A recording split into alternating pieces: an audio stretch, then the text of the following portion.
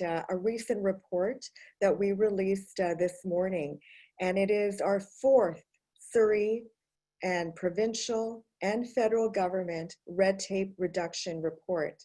The full report is on our website at businessinsurrey.com. And of course, it was emailed to our members this morning as well. But I just wanted to highlight some specifics about it. And so, as you can see on the screen, just in summary, the whole reason we focus on red tape at the Surrey Board of Trade, and every Board of Trade Chamber of Commerce in our country does this, because it costs business money.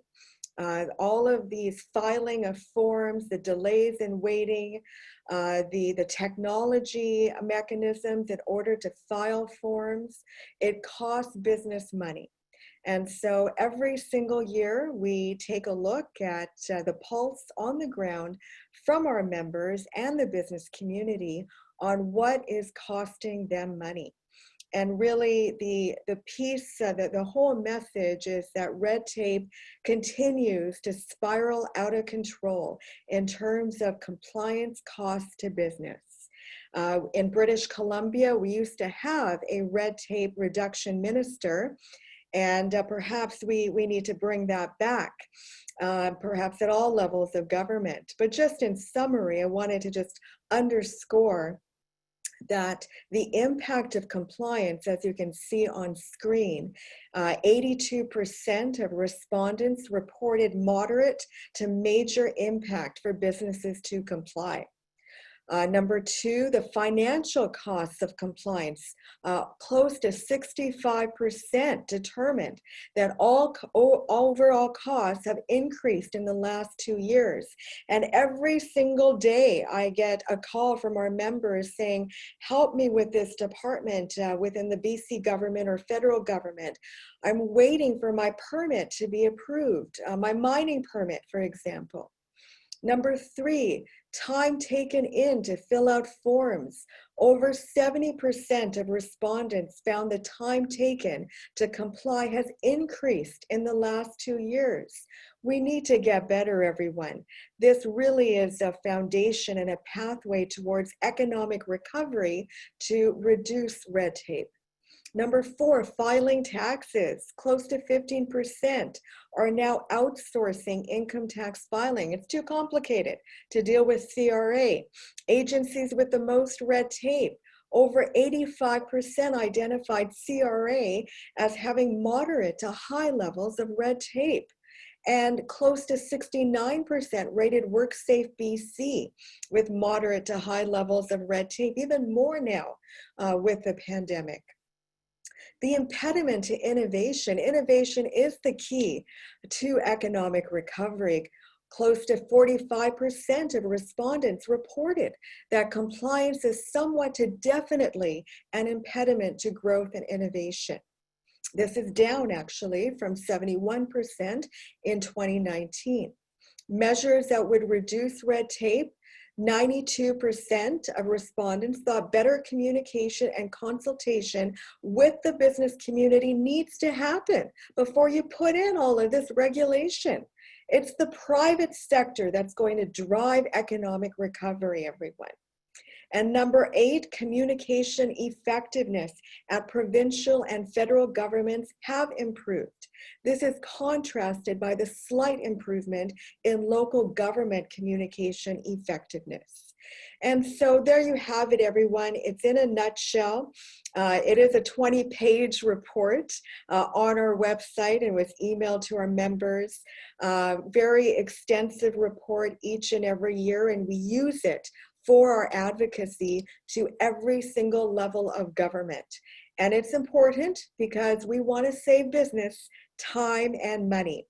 That is just so important during this pandemic time. So now, ladies and gentlemen, I'd like to, as I mentioned before, without sponsors, events like this simply would not be able to take place. And it's my pleasure to welcome our board chair and also the CEO of Unity, representing Semiahmoo House Society, Mr. Doug Tennant, to speak, please. Thank you, Doug.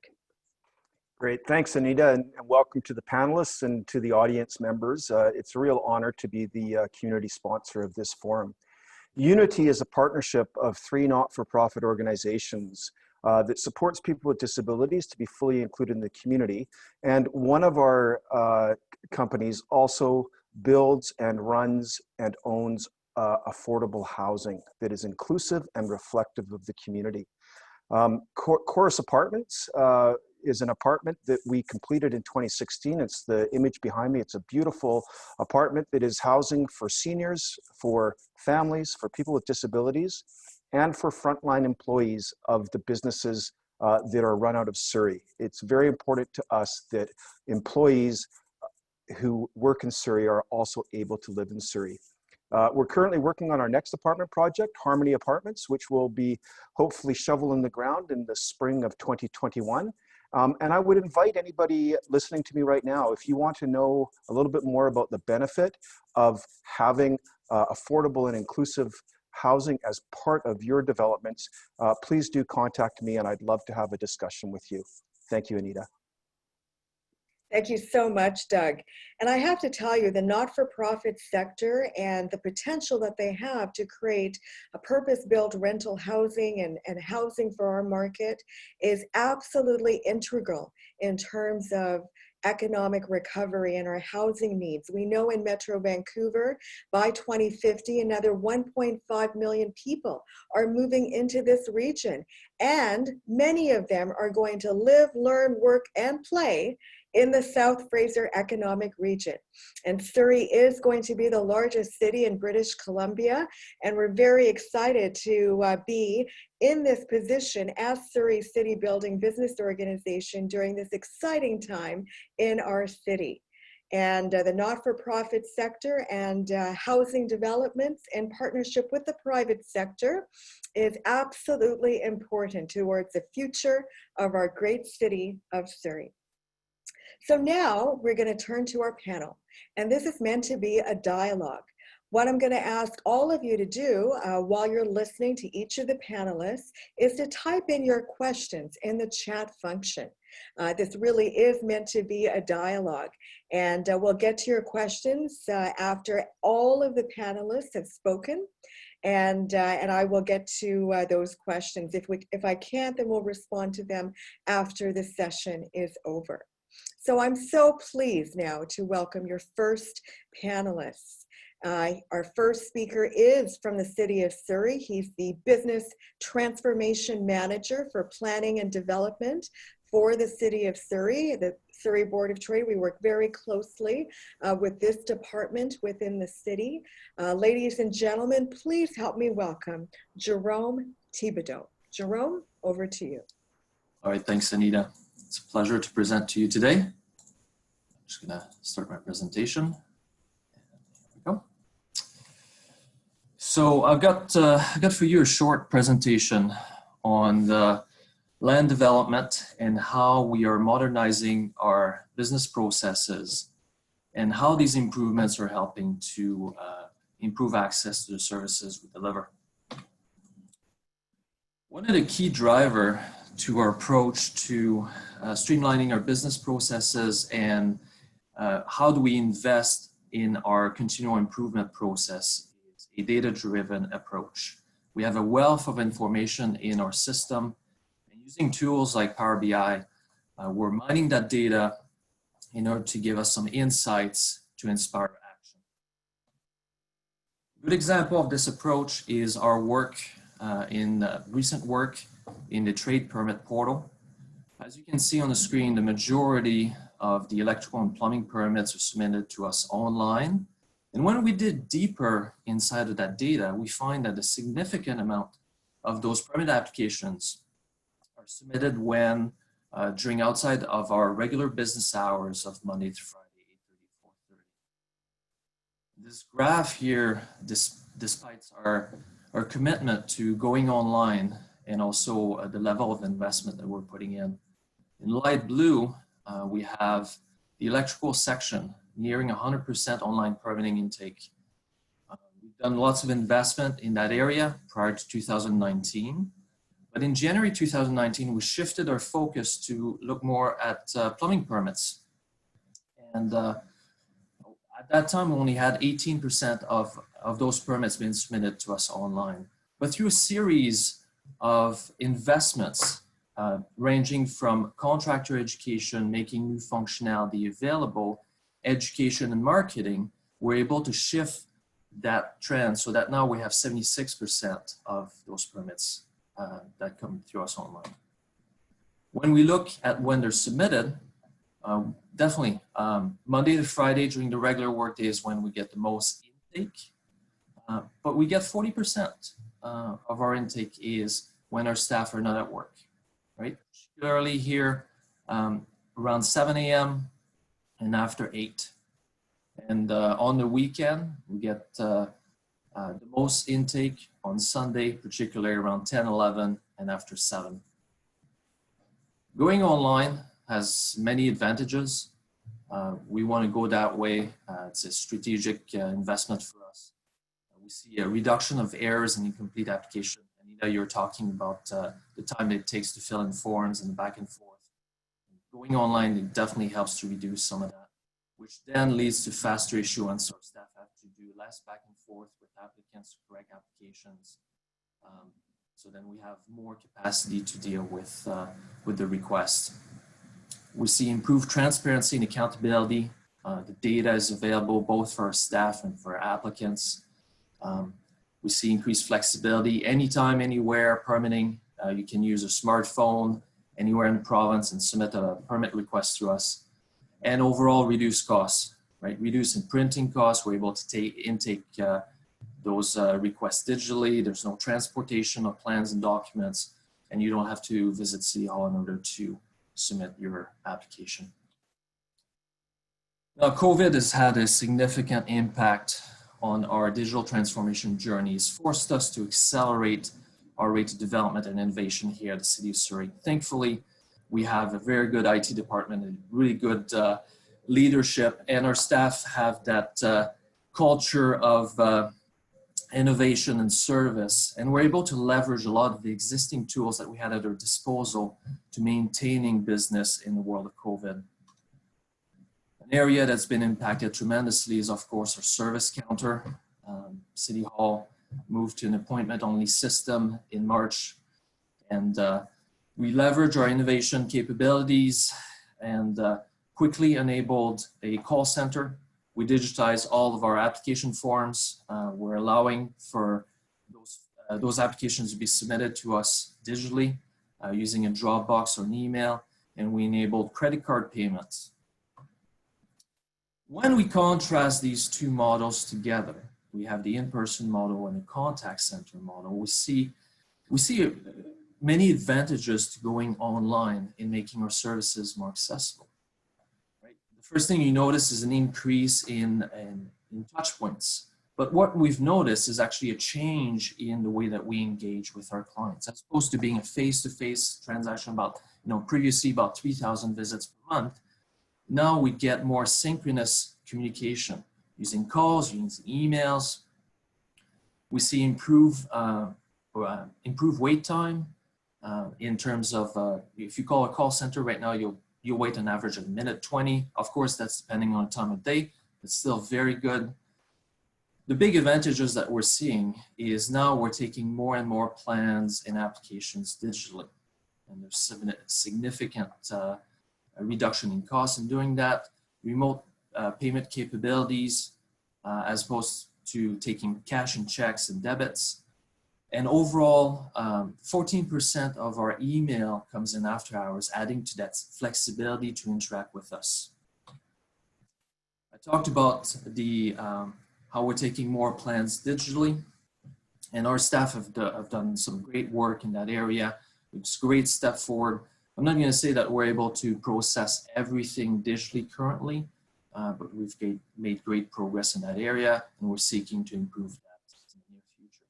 We're also leveraging things like digital seals, digital stamps, and e-signatures to ensure that we have the right provenance and authority for the documents that we receive. Now, with all of these tools and modified business processes, the City of Surrey Land Development Services are now more accessible than ever. We're able to serve our clients remotely, digitally, and we're looking forward to doing more of that in the future. Speaking of the future, planning and development, we are currently working to formalize and enhance our modified business procedures. All these things I described earlier, we're looking to making them better, to streamline them further, but also how can we make them part of our new normal? When the pandemic is over, we can continue to engage with people in a remote capacity. We're also going to continue our investment to enable digital engagement, focusing on people, process, and technology. Working with our community to improve their performance, to be more successful through education campaign, and also looking at improving our capacity and ability to deliver tasks through automation and technology. To be more specific, these are some of the items that we're actively working on right now. We're looking to acquire, we're about to begin contract negotiation to acquire a new permit technology to bring new functionality and an improved experience for applicants. We're looking to improve the inspection scheduling window from the current half-day on-site wait time to a 2-hour inspection wait time. Streamlining the tenant improvement and reducing the issuance, the time to issuance. We're looking to make, we're actively working on making new permits online. And one exciting initiative that we have is what we call the Electrical Contractor Monitoring Program. That is, again, a data-driven initiative to lower the rate of inspection for high-performing contractors. And for those that don't make it to that high-performing state, they will see no change in their rate of inspections. So I hope that was helpful. That is my presentation for you. Thank you so much, Jérôme. Very helpful.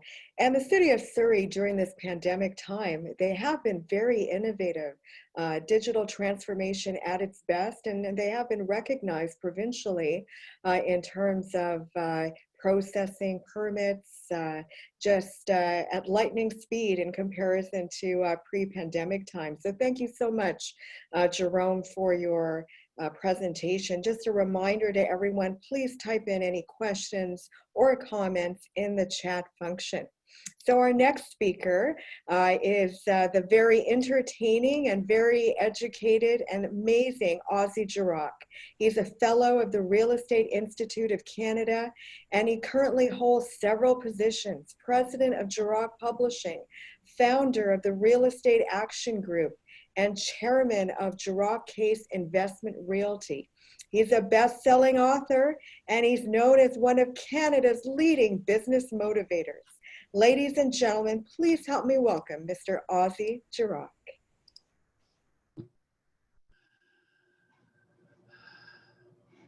Hi, Anita. Thank you for that kind of an introduction. I'm looking forward to what I have to say myself. I have the privilege to address this particular audience that are based in a city that's close to my heart. I used to have businesses in White Rock and Surrey, and I used to live there. And let me just make sure, Anita, can you see my slideshow? Yes, I can.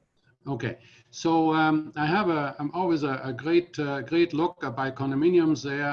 I was a judge at the Fraser Valley Real Estate Board for commercial division for some 7 years and looked at some of the innovative constructions from the library to all the different developments that are built with thought for the customer and a great price range. So I'm looking forward to very much the great future that Surrey has. Now, when I look over the world right now, we have tremendous confusion. Election is pending. We have a bubble. Brexit isn't served. Help, we're always scared. We get crazy. But tough times make people tough. There is a fear, though, in each one of our problem areas. Like in 1974, even though our house was only 54,000, the headline was that realtors are prowling like hungry tigers. In 81, we had 16 to 21% interest rates, and we had a stock crash.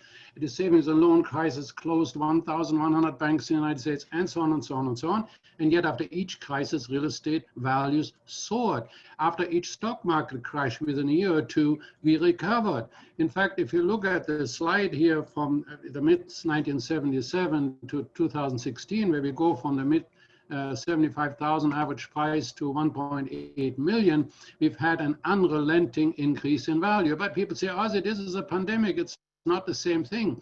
Well, we've had viruses before. We had an H1N1, we had SARS, we had Ebola. I'm not trying to say it's easy, but it was manageable. I bet on optimism. We will come out all right. We will muddle through. And one of the ways to see where the future might take us is to take a look at the numbers. And we've had a summer of absolute astonishment between June and August. The real estate markets in Canada and the United States in particular have seen the most, the most incredible market. I mean, Surrey single family sales soared by 75%, and the average price clocked in at over 14%. It's been dramatic. So when you look at Vancouver, the average sales went up 56%, and I put in here 4 years, so you can see that this 3,600 sales really dramatically increased over 2018 every other year. The average price is well up by 14%, and the single family home, as I said, is up 76% in sales, average price up 13%. It's only a little fly in the ointment is that condo listings seem to be increasing by some 12%, but that increase is mostly downtown. We have currently about 900 attached listings in Cole Harbour, downtown, and Yaletown, and whereas normally we might have between 500 and 600. Well, in Surrey, the average sales total were 61% higher. The listings are still down by 6%, and the price has been up of 15%. And like single family sales in Vancouver, they have been up substantially in Surrey at 67%. Listings are down, but you can see condo listings have risen in the meantime, while sales are also up. Victoria is up in sales price by 18%. And in fact, the British Columbia Real Estate Association showed a 63% increase in unit sales from September 2019, and that the record price now in the whole province is $803,000, which is 15% up. If you take a look, for instance, at places like Powell River, sales are up 124%. Or if you take a look at the average in terms of price increases, it is fairly dramatic. As I said, overall 15% higher and 63% higher in sales. Well, the same is in Montreal. In Toronto, it's hot. Toronto's up 41%. Calgary and Edmonton is up. All over Ontario and most of British Columbia, the smaller markets are higher. So is everything roses? Is everything well, wonderful? Well, not everything at the same time. Like all markets, real estate markets in particular, are very much area and product specific. But when we take a look at the overall numbers in Toronto, which are dramatically higher, if you look at the active listings at the end of the third quarter, they're more than double than that was reported same time last year. In fact, the new listings are also a whopping 85% higher. So maybe the sellers are now more interested in putting listings on the market. In the United States, people are racing out of New York and California and Chicago, and they're flooding into Texas and Florida and Arizona. At our recent Land Rush conference 2 weeks ago, our speaker from Arizona is a very conservative guy, lives in Phoenix, and he's been there with us for 11 years, and he says it is so crazy that listings last 8 days, and he's predicting a 40% increase in prices in Phoenix. So you say the rest of the world, well, Manila is up 17%, Munich is up 17%. Well, let's forget that for some other time. But what's it mean? What is the outcome? Will real estate still be good in the future, or should I buy gold? I mean, we hear everywhere we should buy gold. Well, if you had bought a house in 1980 for $100,000 and put down $5,000, by 2012, that investment for your $5,000 went up 21,800%. And then it went up another $600,000 on the average price. Had you bought gold in 1980 at $800 an ounce, that took till 2007 to break even. So you paid $100,000 in 1980, and you were even in 2007, and since then it's up maybe double. So I take my 1.7 million average price anytime in the real estate side. So why real estate? Of course, it's physical, it's local in nature, and we can control it. And so actually, based on history, everybody should buy a condo every 5 years. Imagine that you had. Now, I'm not talking about this high-rise. This is a very unique kind of a high-rise building that, no, I'm not advising that you buy that kind of condo. So we usually have basic principles to study. And if you want to see the details, you just read my Ozbuzz at ozbuzz.ca, where I go into detail. But to me, the number one question we always have to ask ourselves, is it going to be inflation or deflation? And in my many different books and what happened? Quotes, I have always mentioned one thing, and that is if we create money out of thin air and that money competes with the money we earn, it always settles in hard asset. And so the inflation that I see continuing is inflation in hard assets, as opposed to commodities, deflation or inflation, which is an economic event. So when you consider that we're now printing more money than ever have at any time, and we're never ever going to pay it back, you can rest assured that your hard asset in real estate will be very beneficial. And buying something in Surrey at today's prices that are so much lower than in Vancouver, we really will set you in good stead. The thing that can happen, though, is that from 2015 to 2018, our prices in real estate went up 30%. At the same time, commodity prices went down, and people said, oh, we're going to deflation. And they were right. We are both at the same time. And as long as people don't understand that, we have no 2% inflation. What an hard asset monetary inflation is going to continue. It's just a matter of timing. It can happen. It happened really fast, so fast, faster than I would have predicted. But it may also go down. You have so many different things happening. But I'm absolutely convinced that cheap money, huge money availability have settled into hard assets for 50 years. Okay, we are the third most stable and secure country in the world. So investors that go and want to invest some money, they come here. Toronto is number 8 safest in the world. Our inward migration is approximately 25% lower than it was last year, but that still means we have a huge number of people still coming. We have Hong Kong passport holders, and prices go up. Why? Because low mortgage rates, demand is very high. We didn't have a spring market, but most of the big increases are in the single family and townhouse sector. People don't want to be maybe in the elevator. But for instance, in Ottawa, a 3-bedroom townhouse with 3 bathrooms is up a whopping 21% in price. And so when we look at some warning signs, John Portmore at UDI on Thursday said about rent collection that in Vancouver, his company, Concert Properties, is in good shape. We still see the rental in the upper 90% in rent collection, but Toronto is at 78%.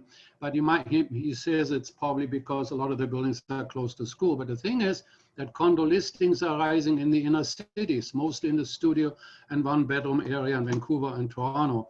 So if we do have this K-shaped recovery at the top, we are better off because we're actually saving more money, but we do not know yet the outcome of mortgage referrals, eviction possibilities, and the big elephant, US election uncertainty.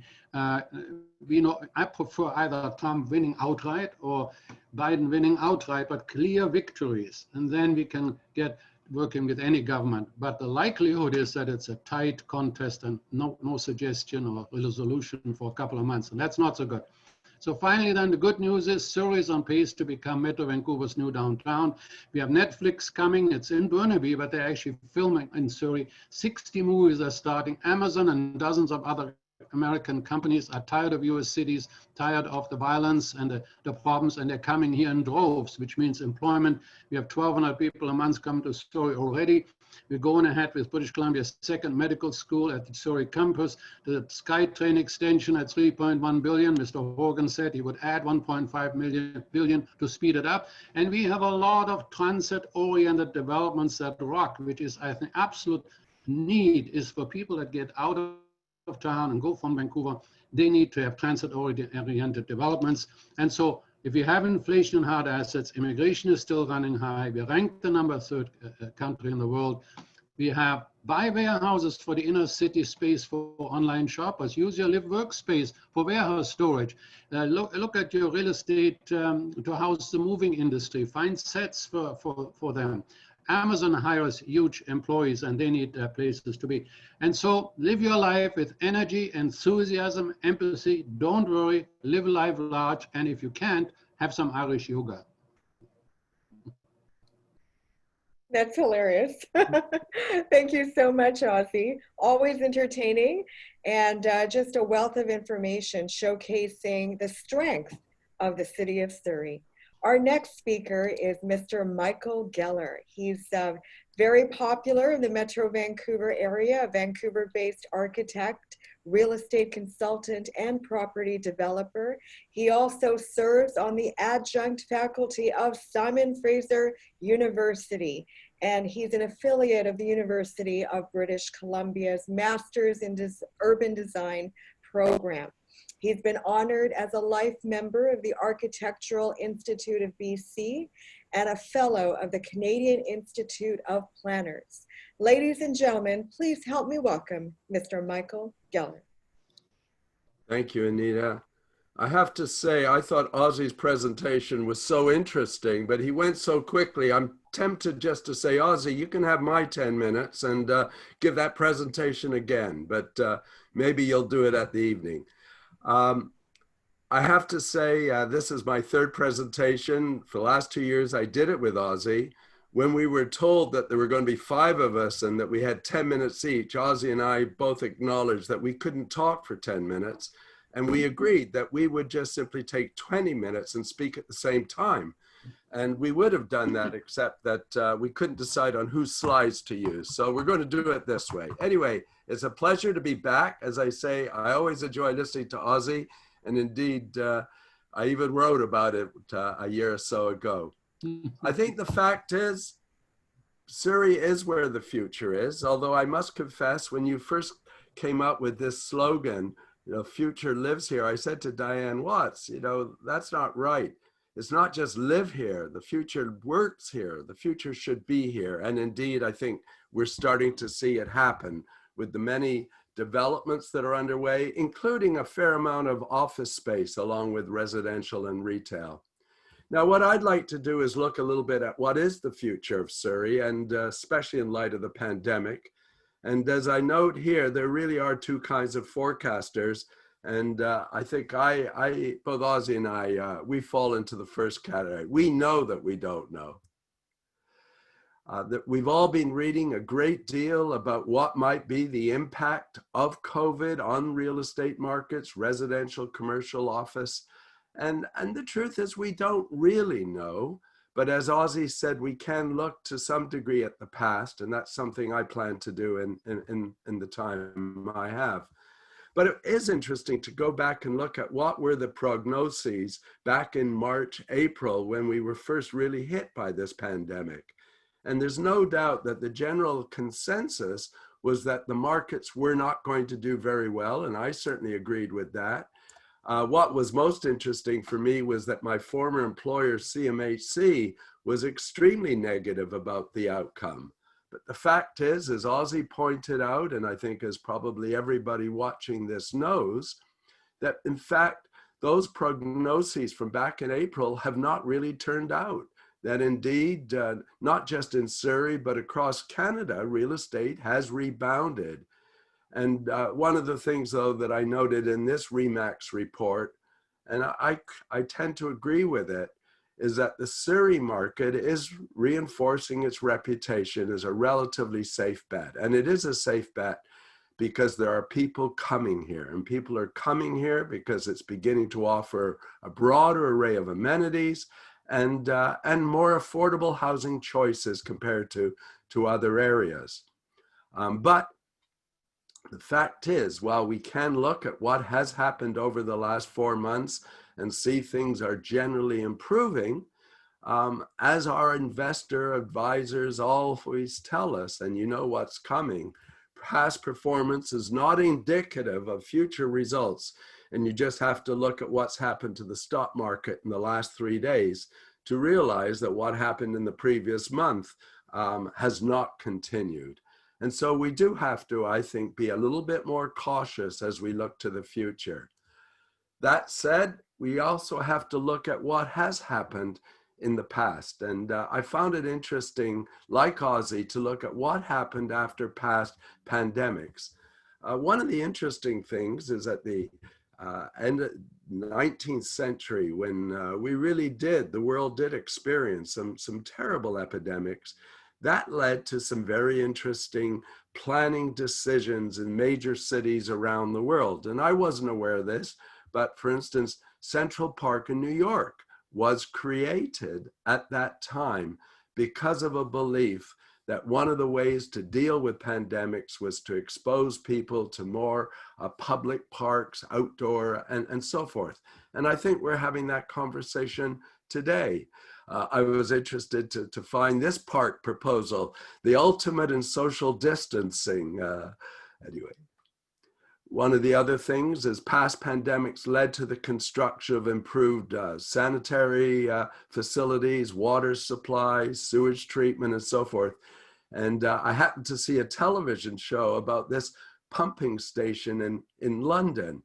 I mean, can you imagine the city of Surrey spending money like this to build a new pump station somewhere in the municipality? I was interested to read that the sleeping porches that some of you may be familiar with in older homes, craftsman style homes. This is one I restored in West Vancouver with a partner. But that was the result of the pandemic and the belief that it was, again, important to get exposure to natural ventilation. One of the things, though, that we're beginning to discover is that these influenza pandemics and other pandemics go through waves. And when this chart was prepared back in April, we were just at the first wave. And if this chart is right, then we really should fasten our seatbelts. But one of the things that was interesting was, again, some of the design changes in residential architecture resulting from the pandemic, of the subway tiles that you see in the top left corner. And this whole notion of trying to make things easier to clean was very much the result of the pandemic. And it led to a whole new style of an architecture, this notion of getting rid of things that would collect dirt and dust and so forth. And the whole Art Deco movement eventually came out of that with this sort of very clean architecture, which has prompted me to try and think a little bit about what design changes to our cities and to our buildings are likely to result from this pandemic. Because the fact is, we can learn, again, from looking both at the past, but to the future, in terms of how we might change the design. You know, one of the interesting things is the more I researched what has happened, the more I discovered that in fact people have been warning of the risks of more pandemics. We just didn't pay attention, or they certainly didn't get the profile that they deserved. So one of the big discussions is this going to be the end of density? And I think this is an important conversation to have. A number of articles in the Globe and Mail and other publications have been suggesting that the current pandemic is very much the result of high density living, but it's not true. It's not true at all. And for those who are wondering, should you stop building higher density buildings? No, not at all. But you may well want to make some changes in the design of both residential developments and office developments. And I'll make this presentation available to you, and so you can study it with more time. But certainly the amount of office space could be impacted by this. The design of residential units, people are going to want, I think, more home offices. I think we're going to want to rethink amenities in buildings.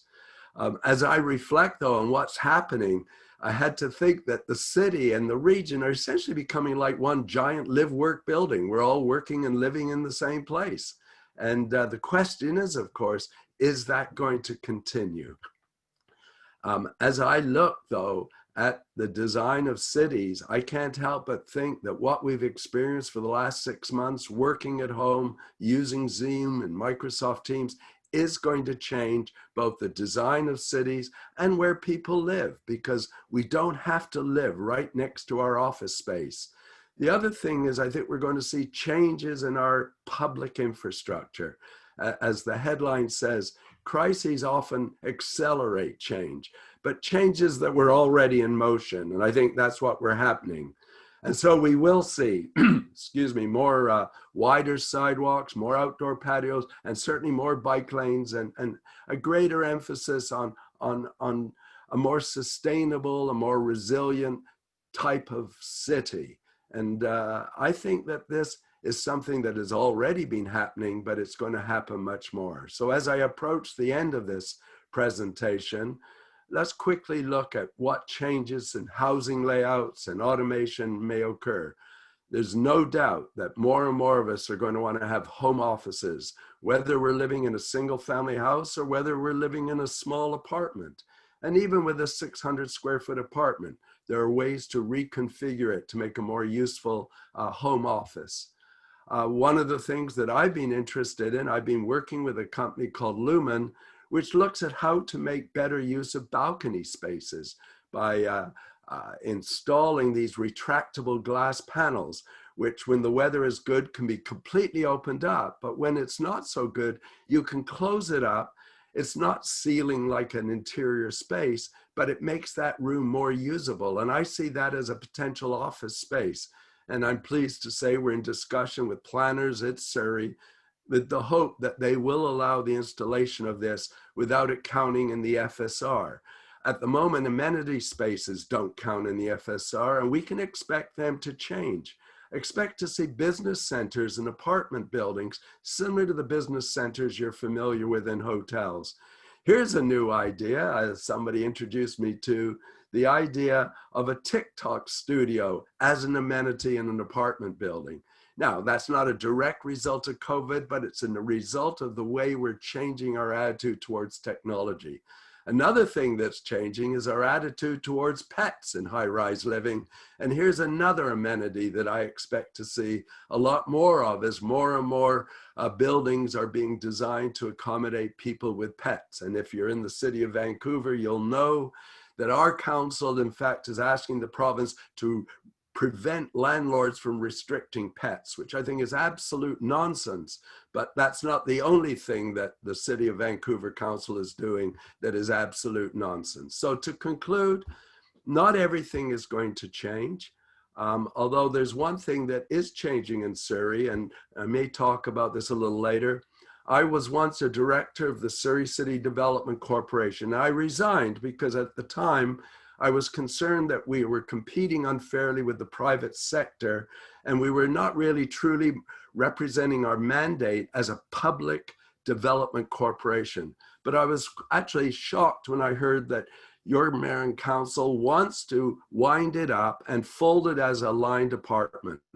And having spent 7 years as the president of the Simon Fraser University Development Corporation, I can tell you that will be a real mistake.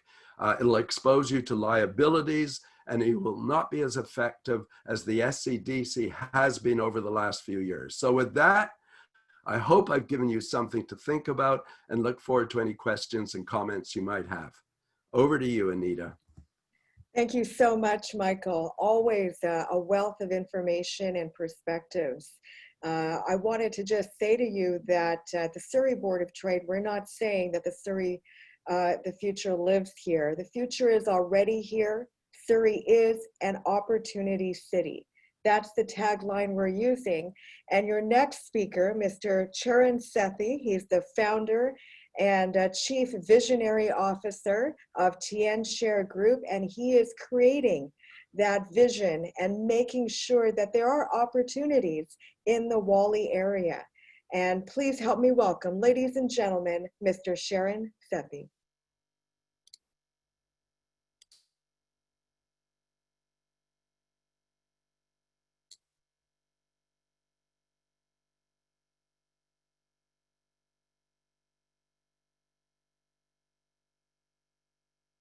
Charan, over to you. Oh, where's my? Yeah, go ahead. My notes.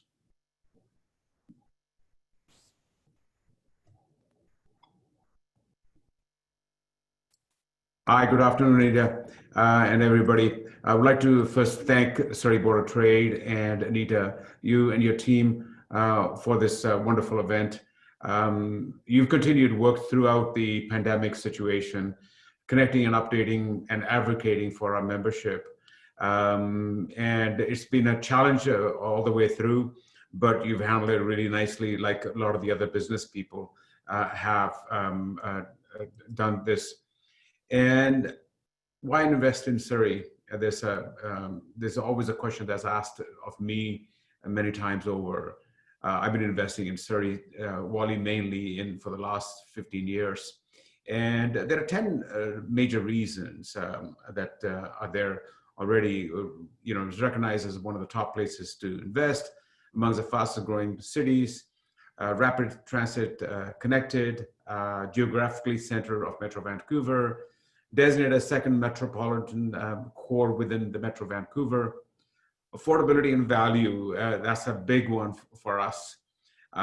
City center is undergoing a major transformation, and we've seen that a lot in the last few years.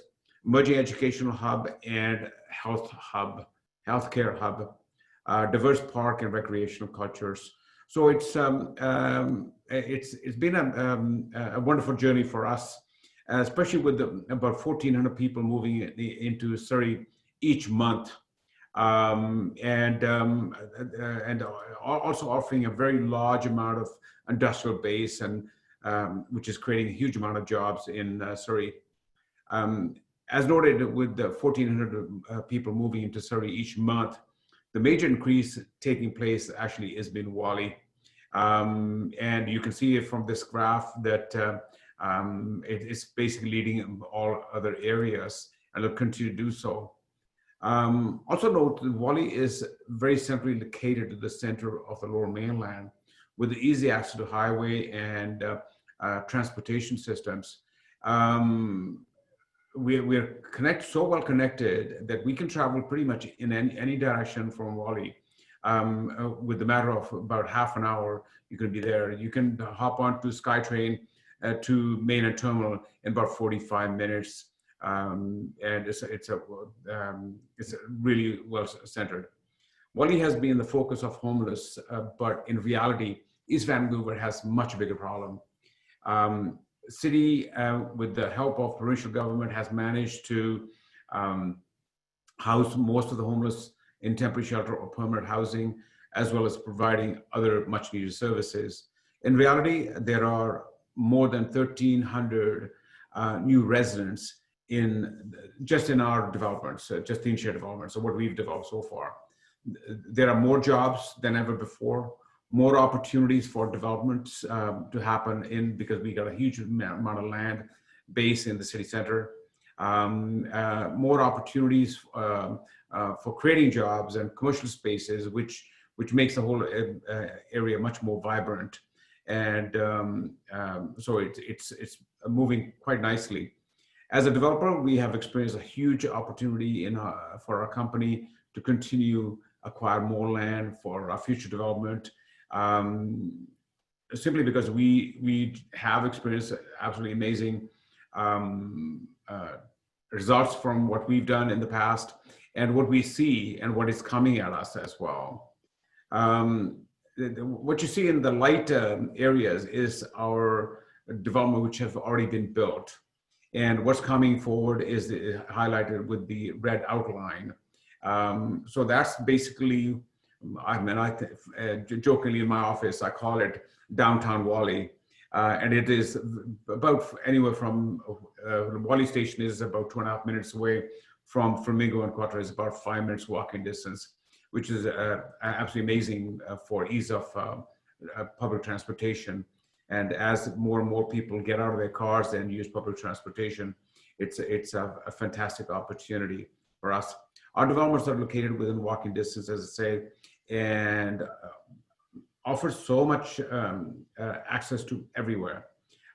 We can walk simply to universities, SFU, KPU, hop on the SkyTrain, and so forth. Our upcoming developments, we're launching our next development, Q5. It's going to have 141 residential units and with lots of indoor and outdoor amenity space. As we talk about, Michael talked about the pandemic and after effects of it, we're also realizing that we need to provide more amenity space, which is way of a working office, private areas, outdoor areas. So this one has probably one of the most amount of outdoor, indoor space that we've done any of our development in the past in that same area. Our next development, which is also coming up sometime towards the end of next year, which is Flamingo Phase 2 or Phase 1, it's going to offer 375 residential units, over 75,000 square feet of commercial space, and that's all at the ground level, animating the pedestrian experience, and acting as the living room for the locals. Over 55,000 square feet of office space. This project is designed to live, work, and socialize within this block itself. So you've got the jobs that have been created by the office space and the commercial space. You've got the residential, and you've got the living room, which is the restaurants and the coffee shop, that all the other services that are needed to sustain a walkable community. On the latest project, we're very, very proud of this project.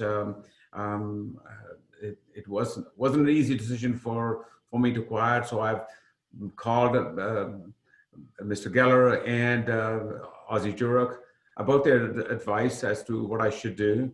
And they gave me the advice and they said, now it's your decision. So I made my decision to purchase this land, which is the WHALLEY Station land, right on the corner of 108 and King George. It's a mega project, proposed to have 479 residential units, over 29,000 square feet of commercial space, and 235,000 square feet of office space. And all within about 2.5 minutes to the Gateway SkyTrain station. This project is really seen as a self-contained community as well, with the part of the atrium, which you see there in the rendering, and it offers a year-round part of gathering spaces, socializing, again, coffee shop, restaurant, and so forth. The bridges you see up above you see them above, those are actually a really innovative idea about connecting the two pieces of the development with bridges. So you got the office tower on the right-hand side and office on the left-hand side. It'll connect it really nicely. And so by doing this, we can offer this atrium, which allows a lot of natural light, space, comfortable and secure. Again, comfortable throughout the year, space, and you need that, especially with our weather. And if we don't have the enclosed space, we can't be shopping around on the street, on the sidewalks, and so forth. This is much more convenient. There's just another shot on the indoor space, how it's going to feel like. Again, note the bridges on the at the top.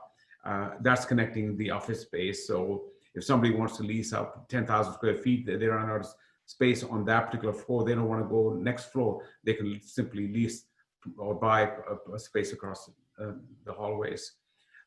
Thank you so much for allowing me to share this. The ad, which was actually, I'll give credit to Concord Pacific, did that many years ago about their development. If only I had bought.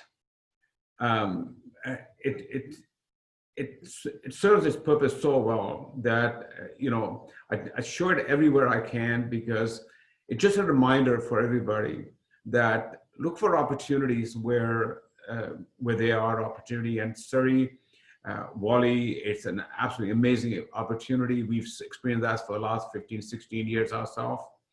Again, I want to thank all the other panelists, my mentors, Ozzie Jurock and Michael Geller, who's always been there to share the expertise with me.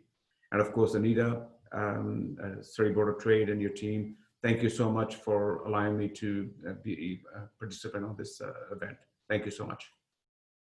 Thank you so much, Sharon. And it really is going to take vision, and certainly that architectural vision that you just saw from Mr. Sharon Sethi of the Tien Sher Group is going to make Surrey an opportunity city. And with that, we also need to make sure we're working with our partners to make the South Fraser economic region vibrant. And as I mentioned before, all of the 1.5 million people that are going to be moving into the Metro Vancouver region by 2050 will be on this side of the river. So please help me welcome to provide you with a vision around not only our region, but also towards economic recovery. She is the founder and president of Purpose Driven Development. Please help me welcome Carla Guerrera. Carla, over to you. Thank you, Anita. Thank you also to the Surrey Board of Trade for inviting me to be part of this forum today. So I am just going to try to share my screen here.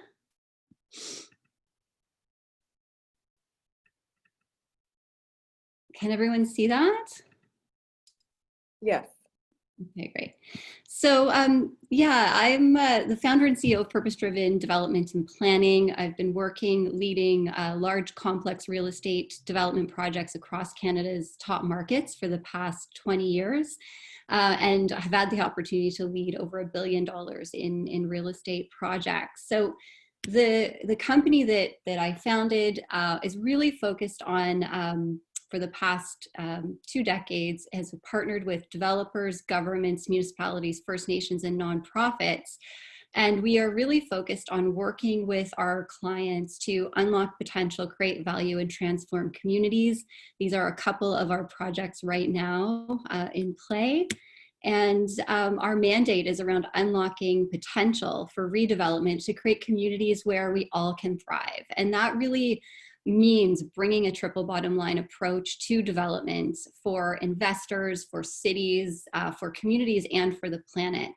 Having led real estate projects for the last 20 years, I've really learned and experienced that when we lead these projects that are focused on the social, the environmental, and the ROI benefits for our investors, we actually achieve a much better result for everyone, including for the bottom line, as opposed to just leading the projects from a financial perspective alone.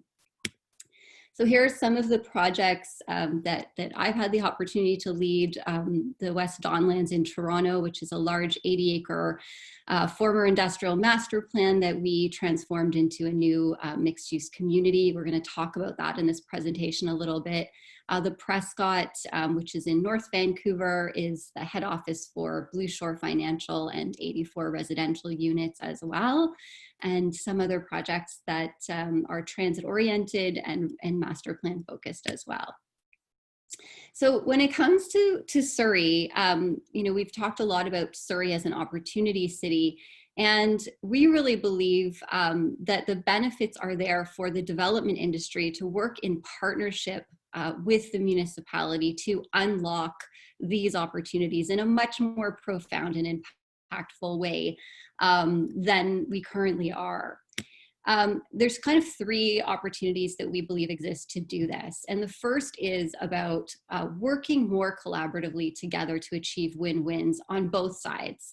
The second opportunity we want to speak about is about investing in placemaking to create value. Again, another opportunity that in our experience can be unlocked to much greater and more powerful impacts. And then the third area we want to focus on today is about economic recovery through the revitalization of underutilized lands. So when we think about this, this collaboration, really what we're talking about is the opportunity for the City of Surrey and the development industry to work together, to combine expertise, to combine resources that unlock tremendous opportunities for communities that either party are not able to accomplish on their own. And I'm sure we can all think of really innovative, out-of-the-box projects and examples of where this has happened. We could probably do an entire session just on those examples. But some of the strategies that those projects and those examples that we can think of have been founded on are really around bringing a solutions focus to working with the municipality, and for the municipality to bring a solutions focus to working with developers. Really focusing on, creating a solution. How do we solve a problem? And also from the development side, our experience has been that when we have a really clear sense and understanding of the municipality's priorities, their policies, their pain points, we can bring our projects forward in a way that helps the municipality also achieve their results. And by doing that, we're essentially creating a path forward that is going to ensure that our project is approved in a much more timely way and is much more likely to be on budget and avoid cost overruns. We also, another strategy is around this integrative thinking and visioning of what's possible here. So out of the box thinking about what's possible with any particular site or parcel of land, and both from the development side and the municipal side, really bringing that what's possible attitude forward. And that willingness to work collaboratively to align on priorities and vision is really, really key. The third area we want to talk about, we think is another huge opportunity for Surrey to remain an opportunity city, is to focus on the return on investment that exists with placemaking. And many people might think, what does placemaking have to do with real estate? But the fact is that there's a growing body of research and examples at all scales, sizes, and across markets that really demonstrate placemaking has a profound return on investment for development. It provides a competitive edge because tenants, investors, employees, and governments are really demanding it. And we heard that from some of the earlier speakers, that they're integrating these kinds of ideas in their projects. But placemaking is really the multidisciplinary tactic to shape market demand and livability by enhancing the social, physical, cultural, and economic qualities of a place. So as developers, the way that we do that is to really think outside of the walls of the buildings that we're focused on developing and designing. So some examples of that, in the US actually compiles a lot better data on this. But this is a park, a 12-acre park in Houston that as soon as the plans for this new park were announced, a new high-rise residential building was proposed by a developer. And this building itself brought 21,000 square feet of retail, 345 apartments, and represents approximately $145 million of new investment. So there you can see, the opportunity to focus on placemaking and the return on investment that it unlocks. I think what we could see a lot more of is developers also focusing on placemaking within their projects as a way to increasing the value, leasability, tenancy, reducing vacancy rates of projects. Another example, this one is just a really small intervention of placemaking that was led by a developer in this adjacent little triangle of parking, but just this tiny little low cost, pretty minor intervention led to an increase of 172% increase in retail sales. So you can just think about what that means for your lease rates, for vacancy rates, etc. So there's huge opportunities to really focus on these smaller but strategic placemaking opportunities to really benefit Surrey as an opportunity city, as well as our own investments that we're making. This is a project that I directly had the chance to lead. This was an overpass structure that was bisecting a master plan project that I was leading in Toronto, and we knew that the space underneath this overpass structure was going to be underutilized, was going to decrease the value of the adjacent developments. So, you know, we as a developer worked with the municipality, with all of the departments to say, you know what, we'd like to really do something special with this, you know, derelict piece of infrastructure and the land underneath, because we knew it was going to have an impact in our return on investment, in the land value and the development opportunities. And so we ended up building the largest park in Canada that's been built underneath an overpass structure. It's called Underpass Park. And we put a series of spaces for different age groups in the local demographic. We put a playground that you can see for children to play in from the adjacent residential and commercial developments. We also got the city to agree to affix an art installation underneath the overpass structure. And this project now has won tremendous global awards. It was featured in the Smithsonian Design Museum in New York a few years ago. So it's had a tremendous impact. And of course, it really drove the market value and the sales and the leasing opportunities of the adjacent developments that we did on either side of this structure. The third and final opportunity that I want to talk about is something that Anita and I have been collaborating on quite a bit. So this topic in opportunity for Surrey rather, is about looking at the revitalization of underutilized lands as a catalyst for economic recovery. And so what we know from data across the US and globally is on average for every dollar of public sector investment that's made in revitalization initiatives, there's on average $18 to $31 of private sector investment that is leveraged also. There's tremendous opportunity with the underutilized lands to create jobs, obviously to enhance land value and increase and diversify the local tax base, to unlock trade and development opportunities and bolster the private sector economic recovery efforts, and also to create infrastructure and significant social and environmental and community benefits that are unlocked with these opportunities as well. So here are some examples in Canada of very successful and high impact revitalization initiatives. So the Forks in Winnipeg, many of you are familiar with that project, was revitalized to a large new master plan with green space along the waterfront, new destination for the city of Winnipeg, markets, commercial space, and the new Human Rights Museum. So these underutilized, very strategically located lands became a massive, tremendous increase in bolster for the development industry, for local business, and creates on average about $125 million in additional tax revenue back to the city.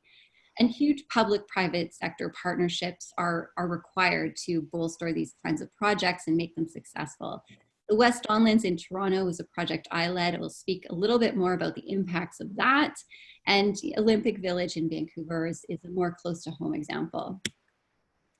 So for the Waterfront Toronto initiative that I had the opportunity to lead, the initiative is the largest revitalization initiative in North America. It's 2,000 acres of land along the waterfront, former contaminated land, really complex with high cost to development and very constrained lands.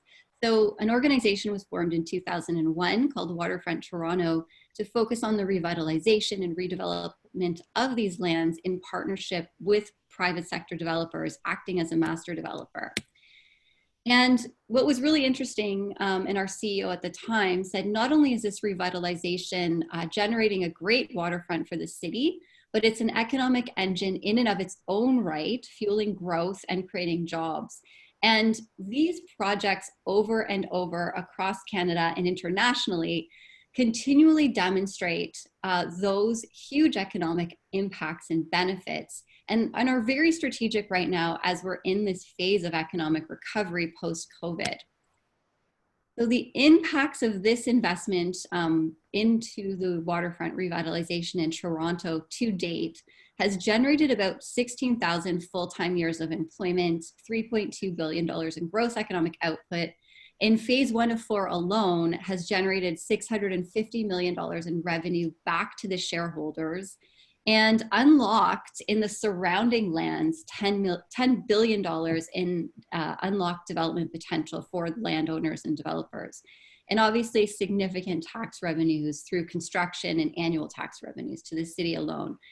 And although these are Toronto-centric statistics, the impact of this project are consistent over and over in different jurisdictions that implement these kinds of revitalization initiatives.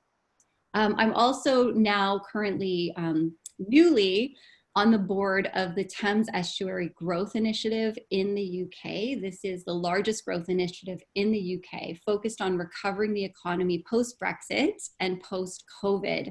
This initiative is backed by $1.5 billion by the UK government, and it involves a collaboration of 17 local municipalities outside of London, the development industry, the Port Authority, and is about transforming the lands along the Thames River into a new hub for creative cultural industries. It has 10 new ports and about 1 million new homes and 1.5 million new jobs being created through this initiative.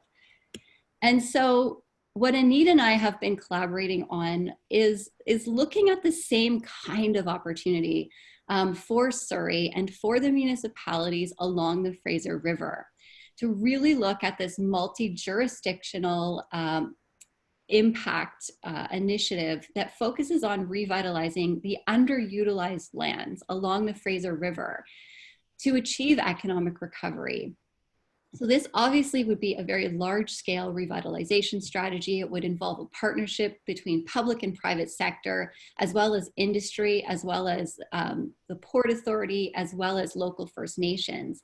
But what we know from these proven projects and the track record of these projects and the processes that they've undertaken is there is tremendous opportunity here to attract and recruit and retain workforce talent, to address affordable housing crisis, to expand trade, to create a series of transit-oriented communities, and in fact, look at the Fraser River as a new transportation corridor, the way we were looking at the Thames in the UK as a new transportation corridor for the movement of goods and people.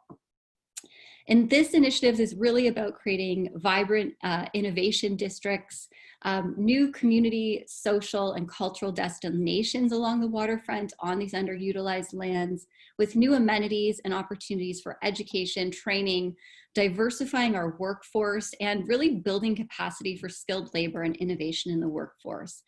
And a lot of this aligns with Metro's objectives, it aligns with Surrey's objectives, and many of the municipalities that we have been speaking with, and the port that we've been speaking with. So here are the organizations that have been involved in this initiative to date. And in terms of Surrey as an opportunity city, I certainly believe this is one of the biggest opportunities that Surrey can undertake in moving forward is for economic recovery and continuing to be one of the best places to invest in as it grows to be one of the largest municipalities in BC. Thank you. Thank you so much, Carla. We have a couple of questions from the audience.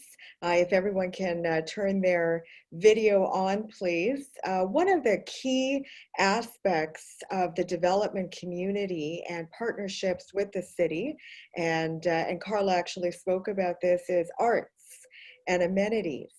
And one of the pieces that our residents, our business community has been asking for is a world-class performing arts center that can host trade events. There's no large recording facilities or a community music school in the city. What will it take to get a commitment or a partnership, do you think, between the city and the development community to give residents that need, that infrastructure that we need for Surrey to be an opportunity city? So if any of you have a response to that, please raise your hand. Michael, please.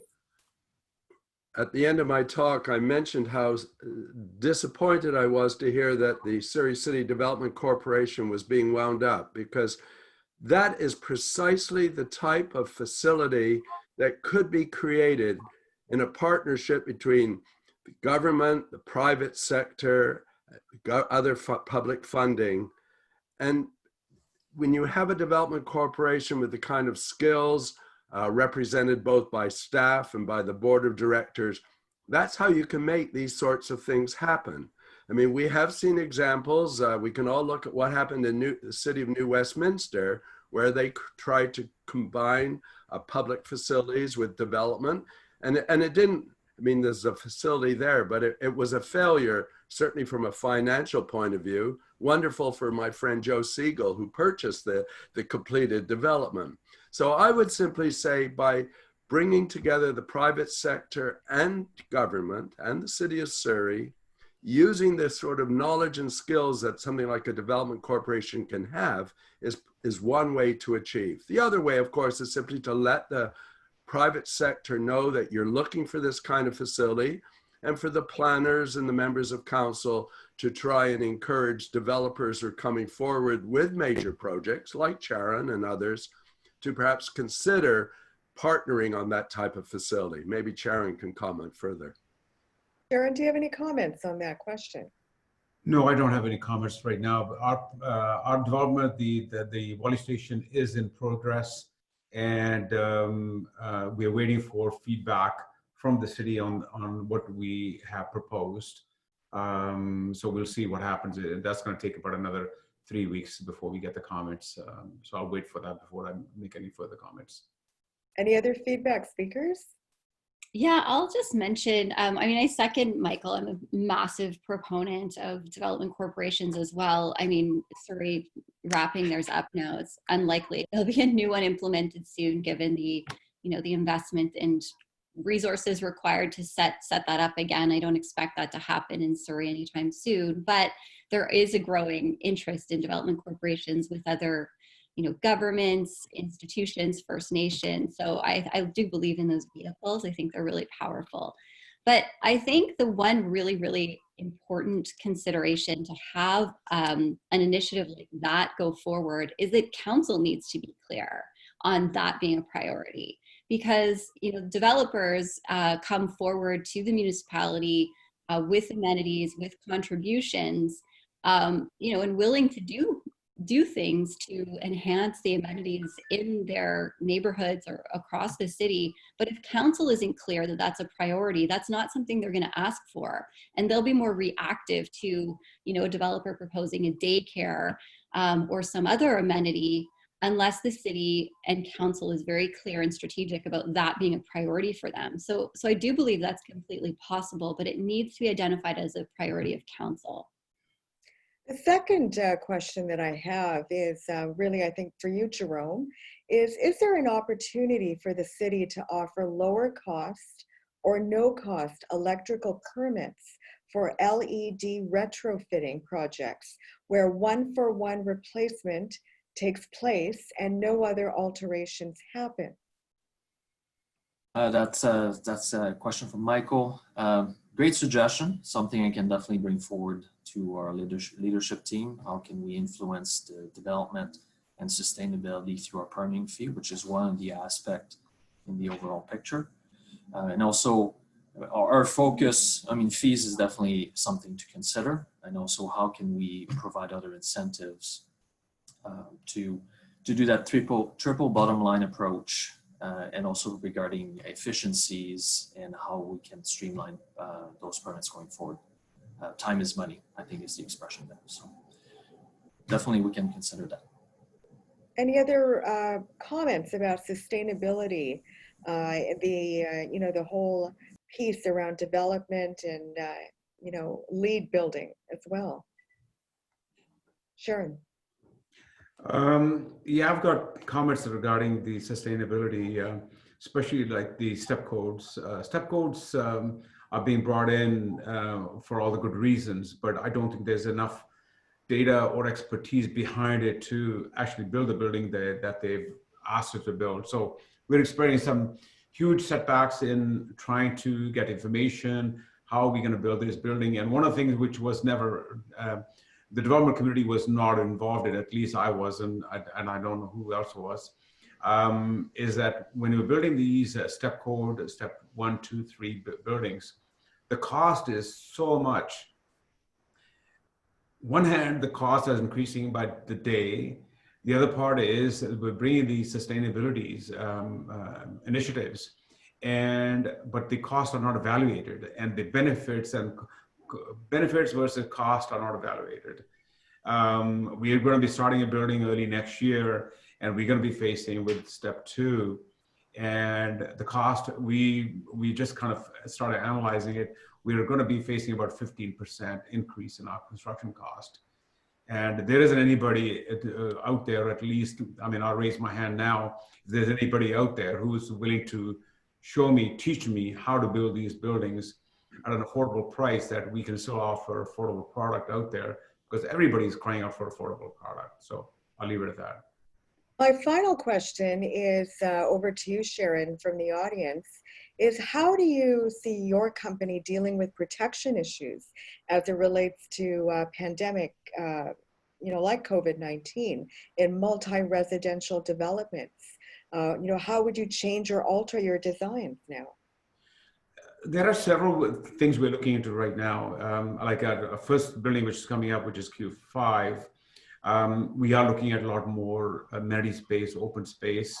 We're looking for some ways of, as somebody said, TikTok rooms, where people can actually turn around and do some business out there. Outdoor space. And for the commercial buildings and the commercial areas and office buildings, we're looking into ways of filtration. And I know that's not going to add cost, but it's going to also be a big asset for people who are going to be working in there. It's going to be a safer environment. And we're getting really positive feedback from heating and ventilation engineers, how it could be done. So the amount of office space we got coming up, we want to make sure that it's safe, it's usable, it's used. And even with the office space, we are trying to put as much as outdoor amenity space as possible as well. So it makes it a really livable, workable space as a whole. Anita, if I could just maybe share a quick comment on the previous question to Charan about he's absolutely right. Well, people will say it doesn't cost any more to create a greener building. It does cost more up front, but over time, there's the potential to realize savings by the occupants, the condo owners in the case of a residential building. At Simon Fraser University, we did a development called Verdant, where rather than increase the capital cost of the building, what we did was we actually put a mortgage on the title equal to some of the additional costs related to the green features, which was then paid off by the strata over time with the savings that they realized. And it's one way to have your cake and eat it too. And if anybody's interested in this, check out Verdant. It was done by the SFU Community Trust in partnership with Van City Enterprises. It's an idea that I actually got, well, I made it up originally, and then I looked for some precedents, and I found one. Minto tried it in Toronto. It didn't work there, but it has worked at SFU. And I can see that as one way to ensure that we create greener buildings without disadvantaging the overall housing affordability. Thank you so much to all of our presenters this afternoon. The session is being recorded, and all of the presentations will be on our website at businessinsurrey.com. Thank you so much to Unity and the Tien Sher Group for your sponsorship. And please check out businessinsurrey.com for upcoming programs and services for Surrey's business community. Thank you so much. Make it a great business day.